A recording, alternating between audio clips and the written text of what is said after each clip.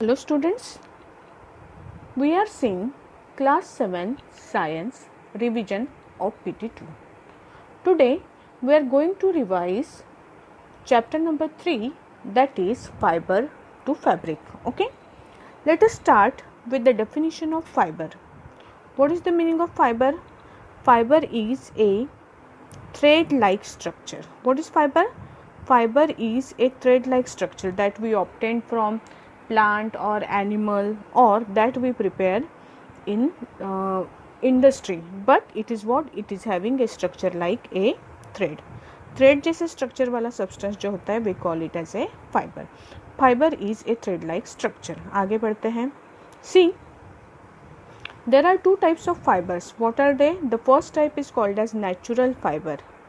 Natural fiber जो nature से मिलता है, and synthetic fiber means man-made fiber. Okay, synthetic fibers means fibers which are made by man. They are called as synthetic fibers. इसमें example आप consider कर सकते हो नायलॉन, रेयॉन, उसके बाद में terylene, polyester. These are all examples of synthetic fibres which we are going to study in detail in class 8. Okay, now we are going to focus on natural fibres. Natural fibres भी दो तरह के होते हैं. Some are based on plant and some are obtained from animals. जो plant से मिलने वाले नेचुरल फाइबर्स है कॉटन, जूट, फ्लेक्स, ये आपने 6th स्टैंडर्ड में पढ़े हैं. Okay, now we are going to focus on animal fibres in this chapter, that is wool and silk. Fibers obtained from animal are called as wool, are called as animal fibers. They are wool which is obtained from animals, hairs of animals, and silk is obtained from silk worm. Okay, आज के video में हम wool ये fibre जो है इसको detail में study करने वाले हैं. Okay, so what is wool? Wool is a fiber obtain from hairs और फ्लीस. जो एनिमल का फ्लीस होता है, फ्लीस मतलब उसका जो हेयर लाइक स्ट्रक्चर उनके बॉडी के ऊपर प्रेजेंट होता है, that is called as fleece, या उसे हम हेयर्स भी बोल सकते हैं. Okay, so the fibre which is obtain from hairs और fleece of an animal is called as wool. उसे हम क्या बोलते हैं? वुल बोलते हैं. ओके, वुल ये जो है एनिमल्स उनके बॉडी के ऊपर हेयर्स प्रेजेंट होते हैं to protect them from heat, to protect them from cold. Cold से प्रोटेक्शन के लिए नेचर की एडोप्टेशन होता है. उनके बॉडी के ऊपर क्या होते हैं? हेयर्स होते हैं. Hairs they are made up of protein. Okay, hairs की खासियत क्या है? हेयर कैसे बनते हैं? They are made up of protein. So we can also say that wool is obtained from hairs. It means it is made up of protein. Wool is made up of protein. Okay, now here is the list of some of animals which gives us wool. देखो names उनके क्या हैं? sheep है, Kashmiri goat, Angora goat, Bactrian camel, yak, उसके बाद में Angora rabbit. Okay, these are some animals which are famous for obtaining wool. Which are famous for obtaining wool. अभी इनके वुल जो है, वुल का एक स्पेशल नाम है. हर किसी के, हर एनिमल के वुल की जो तरह होगी, कैरेक्टरिस्टिक्स होंगे, प्रॉपर्टीज़ होंगे, वो अलग अलग होंगे, है ना. जैसे शिप से जो वुल मिलता है उसको बोला जाता है लैम्स वुल और मेरिनो. दो टाइप के वुल शिप के हेयर से ऑब्टेन किए जाते हैं, lamb's wool and merino. Kashmiri goat से मिलने वाला जो वुल है it is called as Kashmiri wool. Angora goat, the wool is called as mohair. Bactrian camel, the wool is called as camel wool. Yak का जो wool होता है that is known as yak wool. And Angora rabbit gives us Angora wool. Okay, these are special type of wools obtained from different animals. और जैसे वो उनकी type है, उनकी प्रॉपर्टीज़ है, उस हिसाब से वो क्या किए जाते हैं, अलग अलग चीज़ें बनाने के लिए उनका यूज़ किया जाता है. जैसे शेप का wool it is somewhat softer, so it is use for making clothes and carpets. Kashmiri goat ये बहुत फाइन मतलब बहुत ही बारीक धागे इसके निकलते हैं और वो बहुत ज़्यादा सॉफ्ट होता है. तो दिस वुल अच्छी क्वालिटी का सबसे बेस्ट वुल है. This wool is use for making soft shawls. Kashmiri goat से मिलने वाले वुल की पश्मीना शॉल्स बहुत फेमस है. ओके, एंगोरा गोट से मिलता है mohair. which is used for making clothes and home furnishing. Bactrian camel से मिलने वाला camel wool is used for making sweaters and carpets. Yak wool is used for making sweaters and carpets. And Angora rabbit gives us Angora wool जो भी soft होता है, that is also used for making clothes and socks. Okay.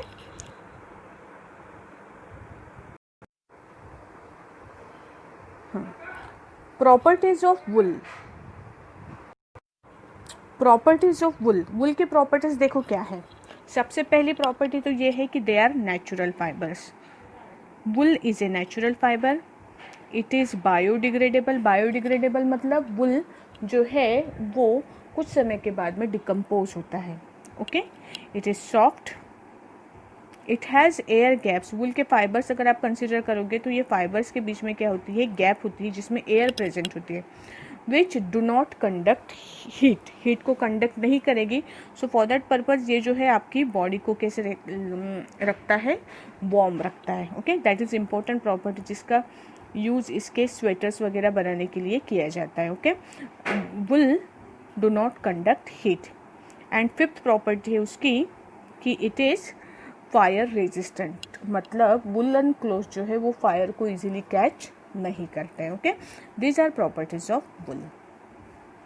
Now let us see different steps involved in obtaining wool from wool fibre. Wool से wool fibre obtain करने के process जो है उसके स्टेप्स देखो क्या है. स्टेप नंबर, सबसे पहली प्रोसेस की जाती है रियरिंग. रियरिंग मतलब to take care, provide shelter and take care to ships. हमें अगर वुल ऑब्टेन करना है, वुल फाइबर्स से वुल ऑब्टेन अगर करना है तो सबसे पहली चीज़ आपको क्या करनी चाहिए, उसके लिए शिप्स चाहिए.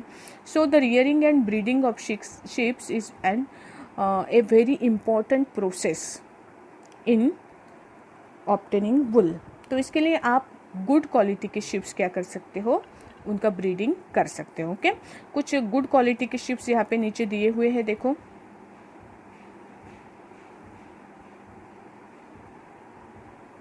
लोही, Rampur Bushair, Nali, Bakarwal, Marwari, Patanwadi. These are some of the sheeps, some of the good quality of sheeps. एक नाम इसके अंदर नहीं आया है, पाटनवाड़ी. और हर तरह के शिप्स से एक पर्टिकुलर क्वालिटी का वुल मिलता है. जैसे लोही शिप का वुल बहुत बढ़िया क्वालिटी का होता है. रामपुर बुशेर शिप से मिलने वाला जो वुल है उसका है ब्राउन फ्लिस, उसका नाम है. नाली थोड़ा सा रफ होता है, कोर्स होता है, थिक होता है, कारपेट बनाने के लिए यूज़ किया जाता है. बाकरवाल शॉल्स बनाने में यूज़ किया जाता है. Marwari it is use for making carpets. Why? Because the wool is coarse type of wool. Okay. Now let us see different steps involved in obtaining wool from wool fiber. The first step is called as shearing. Shearing means what? Shearing means cutting hairs.